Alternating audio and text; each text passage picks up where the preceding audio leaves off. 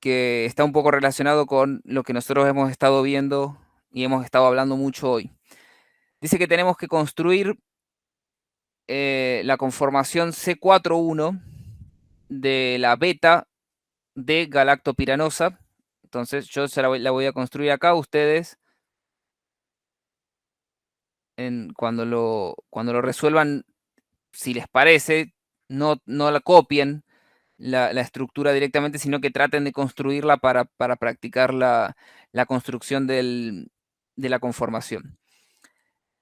La molécula de galactosa es un epímero de la glucosa en el carbono 4. Esto quiere decir que cambia solamente la configuración del carbono 4. ¿Sí? Después la configuración de los otros carbonos quirales o asimétricos es la misma, es decir, que en este carbono 4, el OH en la glucosa va hacia abajo, ecuatorial, en la galactosa es axial hacia arriba. ¿Sí? Y tenemos que partir de el anómero beta, es decir, el que tiene el OH ecuatorial hacia arriba. Y tenemos que plantear un mecanismo que explique el equilibrio de muta-rotación. El equilibrio de muta-rotación es ese equilibrio que nosotros vimos hoy entre el anómero alfa y el anómero beta. Y habíamos dicho que ambos anómeros estaban relacionados por una reacción química. ¿Sí? La transformación entre alfa y beta no es un simple chasquido, entre comillas, no es un cambio conformacional, sino que es un cambio de configuración.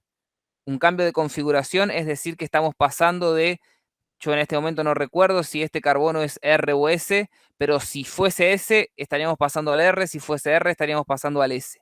¿Sí? Una verdadera reacción química.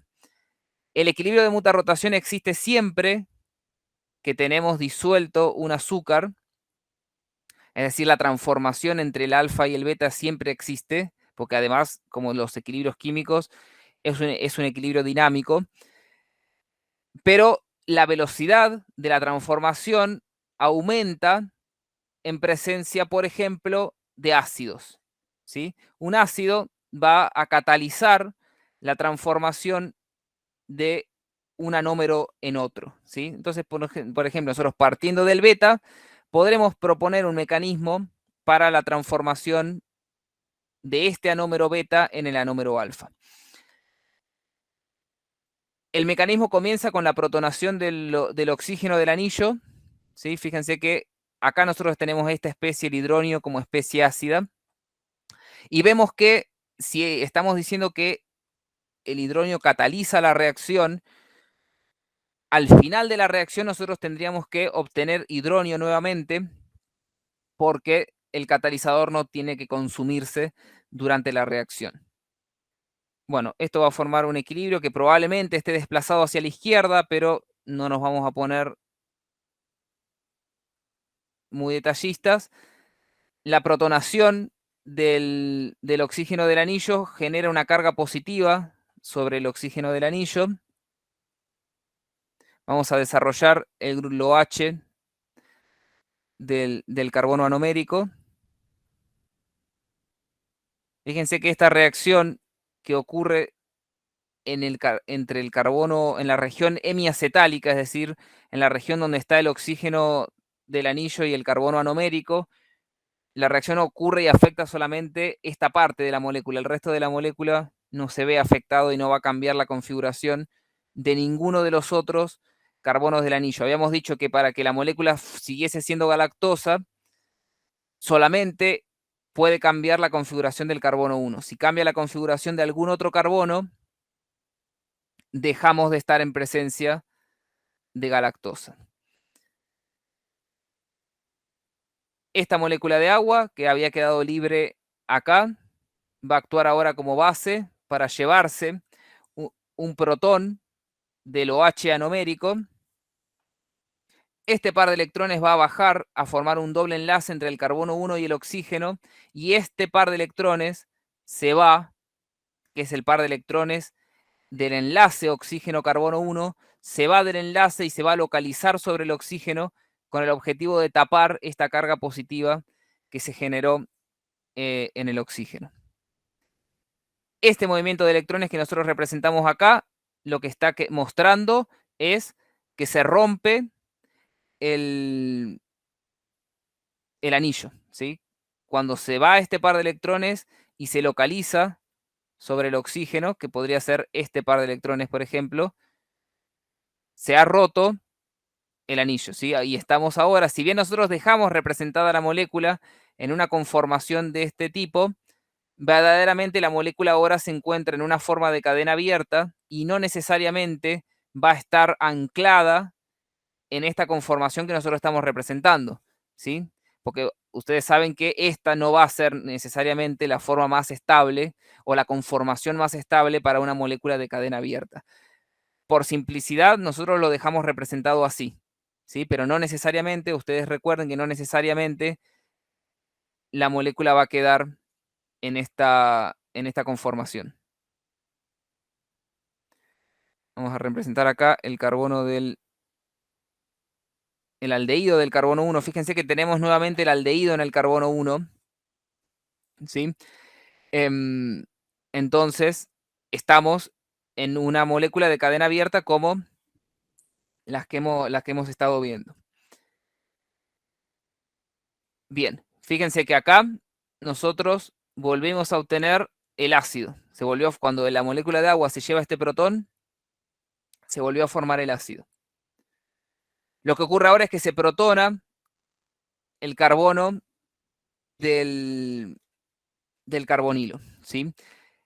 Recuerden ustedes que si bien existe una resonancia en el carbonilo, ¿sí? Que genera una densidad de carga positiva en el carbono y una densidad de carga negativa en el oxígeno, cuando nosotros protonamos un carbonilo, a ver si lo recuerdan esto de la química orgánica 1, cuando nosotros protonamos un carbonilo, a ver, vamos a completar el resto de los sustituyentes. El carbonilo es, o en realidad el carbono del carbonilo, ¿qué es? ¿Es nucleófilo o electrófilo? ¿Qué les parece a ustedes por su densidad electrónica? Este carbono acá. ¿Es nucleófilo o electrófilo? Nucleófilo. Bien. El carbono perdón, disculpen, el carbono es electrófilo, ¿sí? ¿Por qué? Porque tiene una densidad de carga positiva. Cuando las regiones de las moléculas tienen deficiencia de carga negativa, es decir, que le faltan electrones, son electrófilos, atraen electrones, ¿sí? Y son atacados por nucleófilos, ¿sí? Entonces, en principio, este carbono, que está acá cuando el carbonilo está sin protonar, podría ser plausible que lo ataque este oxígeno del OH, actuando el oxígeno del OH como nucleófilo y el carbono del carbonilo como electrófilo, ¿sí? Sin embargo, tenemos dos cuestiones. El carbonilo, así como está sin protonar, no es demasiado electrófilo, pero fundamentalmente el OH, como no tiene carga negativa, ¿sí? Es un grupo neutro, no es muy nucleófilo, ¿sí? Entonces, este proceso es lento. Así como la ruptura del anillo en ausencia de ácido también se da, el proceso es lento. Pero el proceso se hace más rápido cuando el carbonilo se protona. Y esto lo han visto en la orgánica 1, que los carbonilos se hacen más electrófilos cuando están, por ejemplo, en medio ácido. En medio ácido se protona el oxígeno del carbonilo, aparece una carga positiva sobre el oxígeno que desplaza aún más la nube electrónica, que por resonancia ya se está desplazada hacia el oxígeno. Cuando el oxígeno está protonado, la nube electrónica se desplaza todavía más y nosotros podríamos plantear dos estructuras de resonancia para este carbonilo protonado.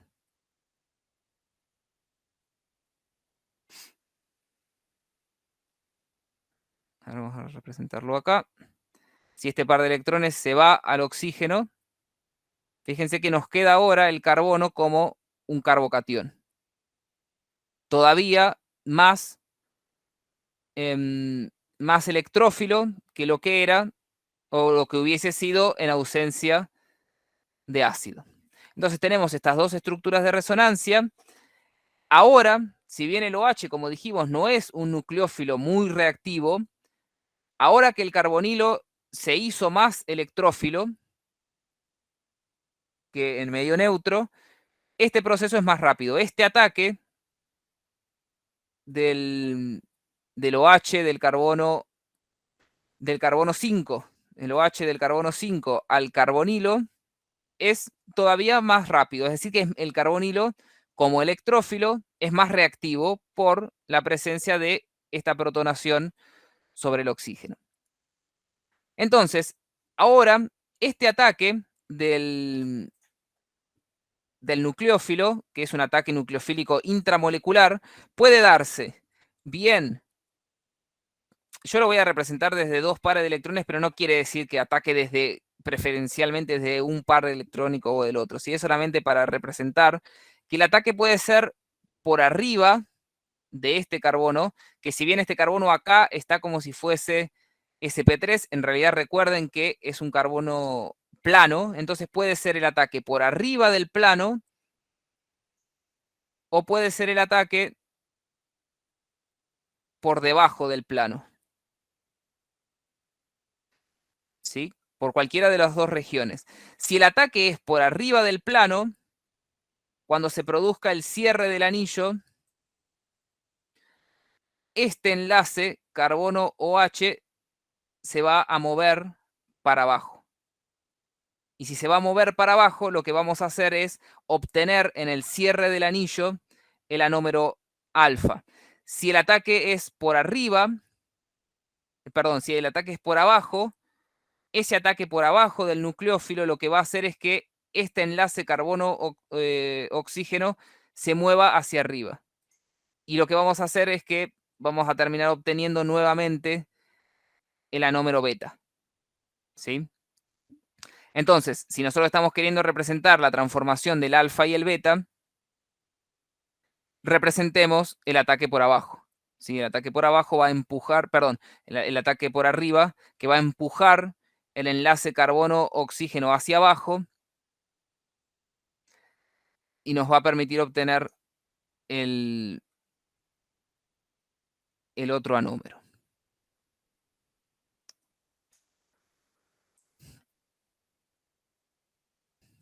Lo que ustedes tienen que tener en cuenta es que una vez que la molécula se abrió, no queda ningún recuerdo, digamos, entre comillas, en la molécula de si había partido del anómero alfa o del anómero beta, es decir, que no hay en principio, si bien puede haber alguna preferencia estérica entre el ataque por arriba o el ataque por abajo, en principio que hayamos partido del beta no quiere decir que sí o sí vayamos a obtener acá el alfa, ¿sí? La molécula, una vez que se abrió acá, la molécula, vamos a decirlo otra vez entre comillas, ya no recuerda si había partido del beta. La molécula ahora es de cadena abierta y puede ciclarse a alfa o beta dependiendo de, en principio, la estabilidad relativa de los dos anómeros. Pero bueno, nos vamos a quedar con el ataque por abajo, y el ataque por abajo empuja hacia arriba. Ah, no, si hacemos el ataque por abajo, vamos a obtener el beta. Vamos a tener que hacer el ataque por arriba. Este ataque tenemos que hacer. El ataque por arriba nos va a empujar hacia abajo este enlace carbono-oxígeno de tal manera que tengamos esto. Y acá se vuelve a producir el cierre del anillo. Fíjense que todavía tenemos una carga positiva sobre el oxígeno y en realidad todas estas reacciones están en equilibrio y podrían ir para adelante o para atrás en cualquiera de las etapas, ¿sí? Fíjense que cuando se produce acá la protonación del carbonilo, nos queda una molécula de agua, que esta molécula de agua puede actuar nuevamente como base, llevarse este protón, que este par de electrones venga a tapar la carga positiva sobre el oxígeno y en una última etapa, nosotros obtendríamos el anómero beta, perdón, alfa sin carga positiva en el oxígeno del anillo más el ácido, que dijimos que se tenía que volver a formar el ácido que inicialmente nosotros habíamos usado, porque el ácido, como es un catalizador, no puede consumirse en el proceso, ¿sí? Pero bueno, por ejemplo, este paso acá, esta desprotonación del oxígeno, podría darse para que la reacción venga para acá, pero también lo que podría hacer es que este movimiento de electrones acá vaya para atrás y volvamos a obtener la molécula en su forma de cadena abierta, ¿sí? Entonces, esta aclaración es para que tengan en cuenta que todas estas etapas son reversibles. Incluso esta última etapa es reversible, y a partir del alfa nosotros podemos otra vez acceder a la forma de cadena abierta de la molécula y podríamos pasar al beta, ¿sí? Bien, ¿quedó claro este mecanismo? Sí, profe. Y para pasar de beta a alfa, ya sea como lo hizo usted ahora o con la proyección de Howard, sí Sí, o sí hay que hacer todo el mecanismo en el cual se pasan los electrones y eso, no sé este cómo decirlo. mecanismo que yo hice acá recién, y Claro, depende qué te pida la consigna. Por ejemplo, creo que es en el 3, en el ejercicio 3, no pide el mecanismo. Pide plantear solamente la formación de los dos anillos. En este problema sí pide el mecanismo. Entonces, cuando te hablen de mecanismo, vas a tener que proponer movimiento de electrones, reacciones en equilibrio, mostrar las formas de resonancia de los intermedios de reacción, como por ejemplo acá. El mecanismo es una descripción detallada de los pasos a través de los cuales se lleva a cabo una reacción química. Entonces, si te piden el mecanismo, vas a tener que hacer esto.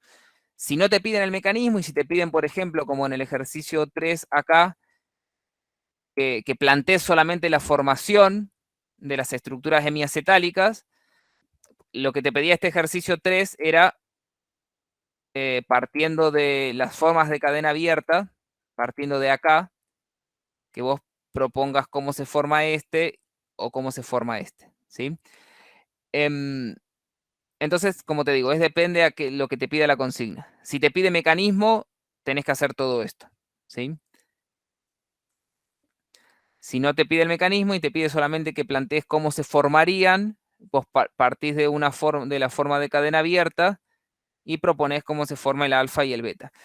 El mecanismo lo que nos está diciendo es que si bien nosotros representamos este equilibrio de muta-rotación entre el alfa y el beta como si fuesen una transformación directa entre el alfa y el beta, en realidad no es una transformación directa y hay todo un mecanismo químico que implica justamente la ruptura de enlaces, porque la transformación entre sustancias, lo que nosotros representamos por reacciones químicas es la ruptura y formación de enlaces, y se rompe, vemos en este mecanismo que verdaderamente se rompe este enlace y luego se vuelve a formar, ¿sí? Pero en principio se rompe para poder transformar el beta en el alfa o viceversa.